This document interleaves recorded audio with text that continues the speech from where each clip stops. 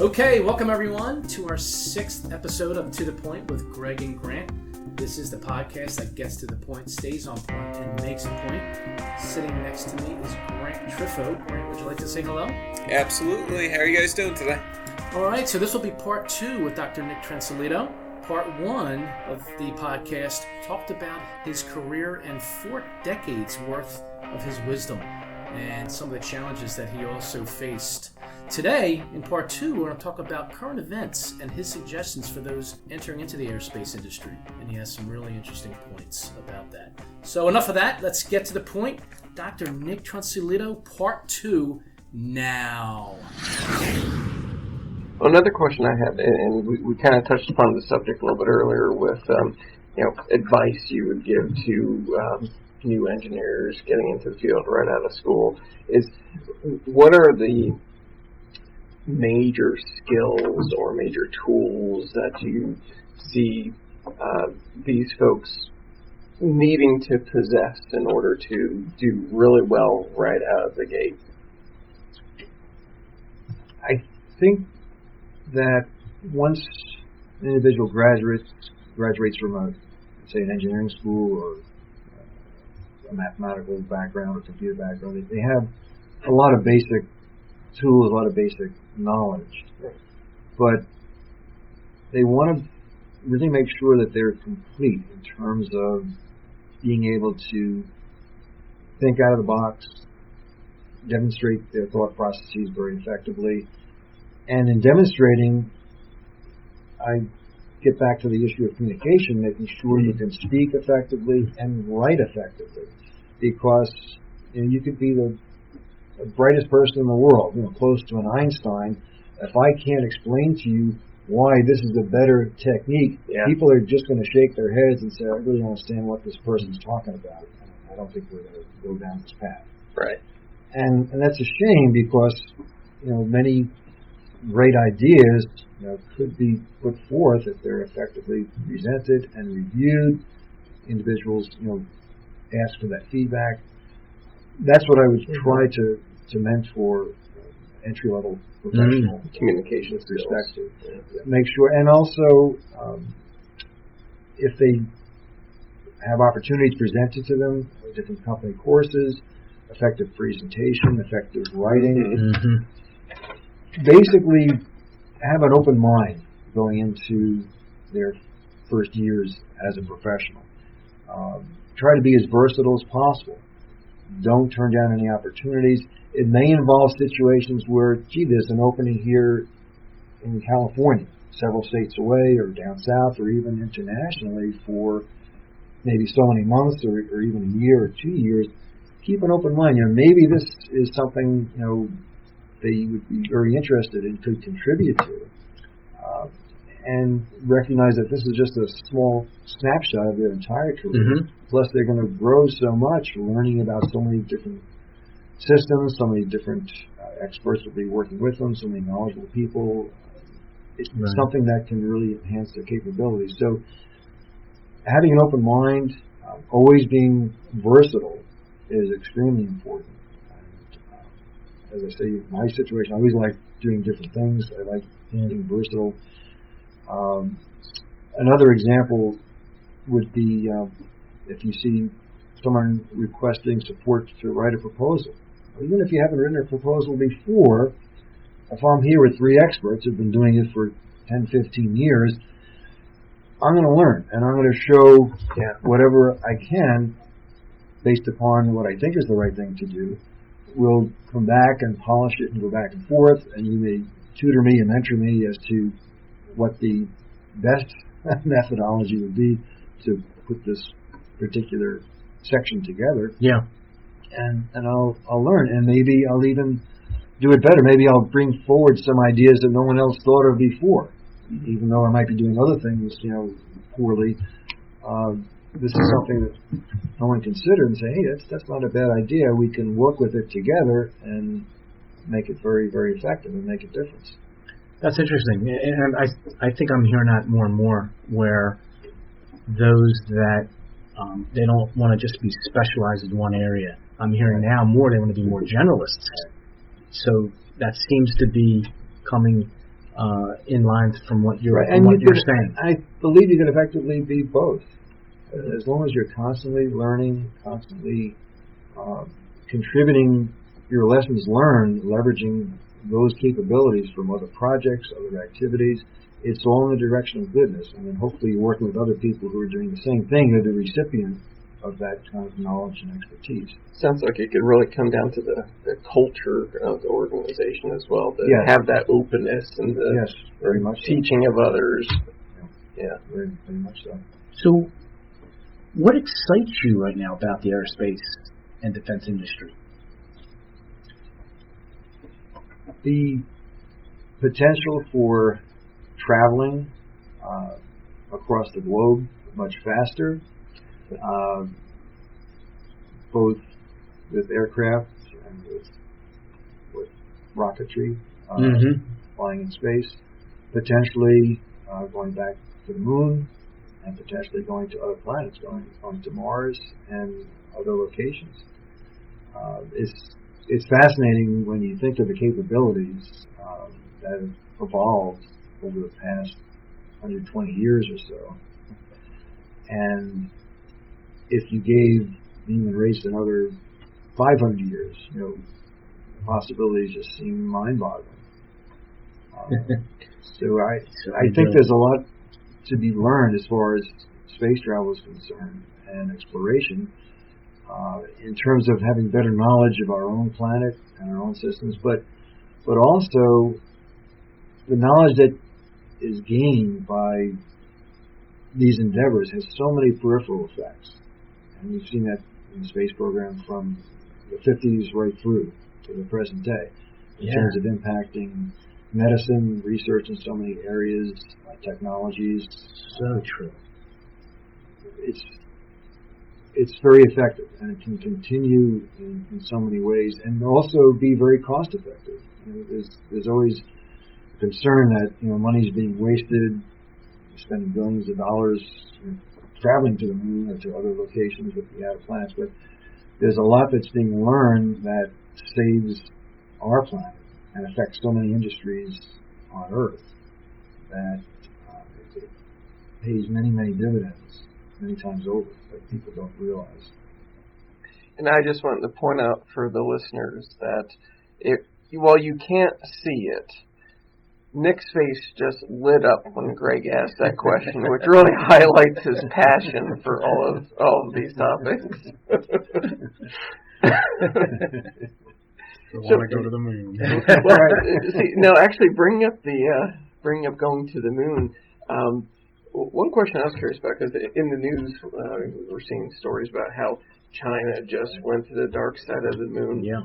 So, from your professional experience, why now, since it's been so many decades since the original moon landing, and why do you think it's such a newsworthy item? Well, you've probably seen a lot of reports about potential colonization of the moon, resources. There's a lot that could be gleaned from that, as well as being a good stopping point going to other planets.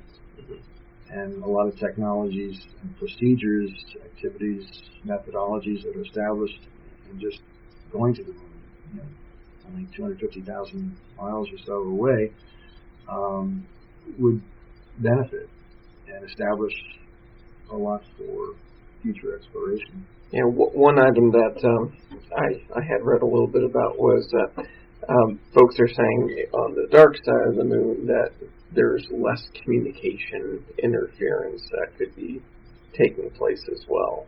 I don't know if you've heard or explored any of those possibilities. I haven't. It's certainly true, but there's a lot that we need to learn. Sure. And experiment with going forward. Do you foresee more collaboration with other countries in the space exploration? I think that's the only way we can go forward. The International Space Station couldn't have been built by any one country. That's true. And I always find it very gratifying to see people from other countries work together, have good camaraderie, despite political backgrounds or nationalism that might occur. They're there fundamentally for scientific knowledge to help the human race, and they're there really to make sure each person survives on the mission. And there have been some scary occurrences too.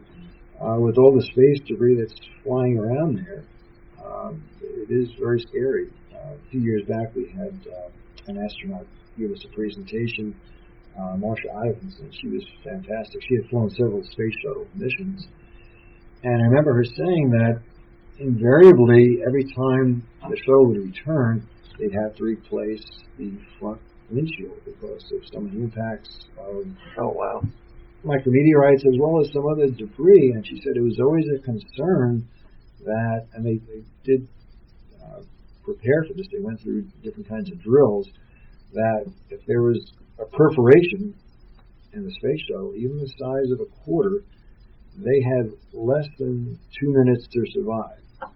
Best estimates, less than 2 minutes. So they would go through drills, putting on suits, and making sure they have everything functioning properly, and can do it, in a very agile manner. So this space debris that you mentioned, and it's getting in the news more and more, obviously, for obvious reasons. Can they determine whether or not they were some of the debris was from man-made objects or from smaller meteorites? I believe they can from looking at the surface of the impact. Yeah, they could do microanalysis. They can. So from that, are they man-made that have impacted? She didn't get into that specifically, but it's very, very possible. Very possible. There's so many items Yep. that are out there that aren't even tracked across other tiny sizes. Where do you foresee this going? There would probably be additional research done on trying to come up with more structures that could not necessarily survive an impact, but at least provide safety mechanisms if they're manned flights. In terms of getting into suits or moving to a different location, etc., having the right sensors involved if there's a certain drop in pressure, any loss of oxygen, things of that sort. It may very well improve safety methodologies. I think that's going to be necessary no matter what as we go forward, because on the news you can see so many satellites in orbit. It looks like there's a giant shroud around the whole planet. The beehive effect, But right? for every one of those, there may be many pieces of debris that were associated in getting that particular satellite to that position, for communications and for weather purposes, etc. There's always debris associated with that as you go from stage to stage and launching that particular vehicle. So now taking a step back and from how to help, or where do you foresee this going? Not only from the safety of the astronauts, but what about in general going forward from more and more satellites, now CubeSats, and obviously more of these instruments or devices going up? Right, and what do you foresee there? As we know by law, the CubeSats are required to come down within a specific amount of time. There's a timetable set for those, but there's no guarantee. Yeah, right. Again, going back to your earlier point, that's the plan, but there's anomalies.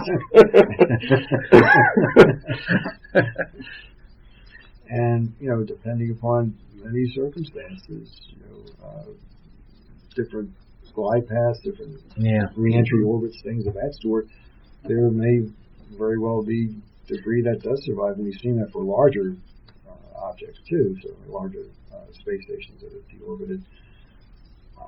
But there's an awful lot of debris that is out there. It's only going to increase, and it's going to be a challenge to track as we go forward. It certainly is. Now, one question that pops in my head, it's actually probably stepping back a little further, more to threats of national security. I was curious to get your take on what you think, like, one or two of the bigger challenges is, because one that always pops in my head is protecting our space assets from things such as debris or nefarious activities from others, and or some people would even think like, oh, well, maybe it's cyber attacks. But I would like to kind of get your take on what you think some of those bigger challenges to national security are. Well, some of the things that scare me a little bit is what you see periodically on CNN and other reports. They talk about these hypersonic vehicles that China especially is developing, and Russia too. They talk about double-digit Mach numbers, well into the double digits, which is really scary. And some of these other rockets that they talk about that can't be detected. Russian and Putin, I guess, recently kind of boasted that as one of his day-long sessions. And that really is extremely scary as those technologies evolve in terms of combating it, trying to at least show that there are ways to combat that, or at least have a stalemate that no one would ever consider using that. Yeah. Because there are a lot of folks out there that are not so nice and don't wish us very well. So we constantly have to be on guard for that. Look at defensive mechanisms, and use our abilities and technologies and new ideas and innovation, which gets back to some of the critical thinking that we were kind of discussing before, coming up with new ideas, new procedures that combat this and protect us. But certainly, space debris is an issue, and it's something that there have been ideas too about some of these larger vehicles that can be sent up to kind of gather up material, right? Similar to what they're talking about on Earth and some of the pollution sites, like in the Pacific and the Pacific trash vortex that you see on TV.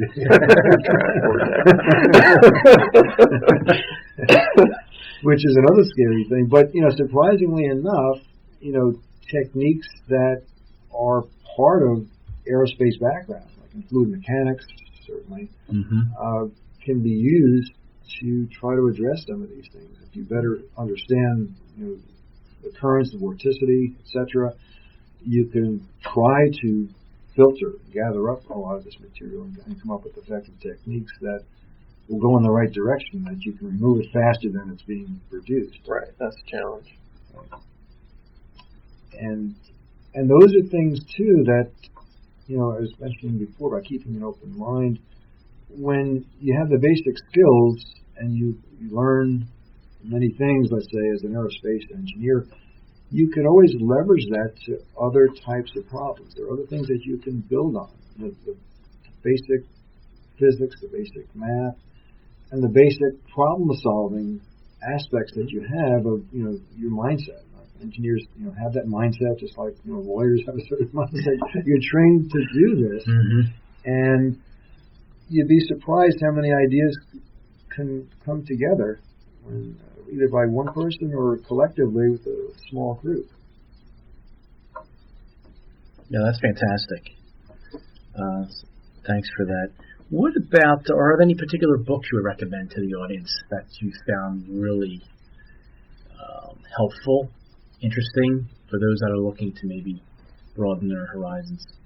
Yeah, I would point to the fundamental book, The 7 Habits of Highly Effective People. Stephen Covey? I took a course in that years back, and that was, again, an example of a company course. It was actually a couple of days. The instructor taught the class for like 2 full days, and we had information that we had to fill out beforehand, profiles, and it was very important. It was very enlightening, and the principles there, again, were based upon the research that Stephen Covey did with respect to some of the most notable figures in American history and in world history, really, and try to identify the key characteristics. What was the common theme? What really made these people successful? What made them provide so many effective contributions? And there is a common theme throughout. And again, those guiding principles are similar to what we were talking about before, in terms of gathering knowledge, doing the right thing, always sharpening your skills, making sure that you don't go stale with those skills, and always exemplify integrity in everything that you do. Integrity. Great advice.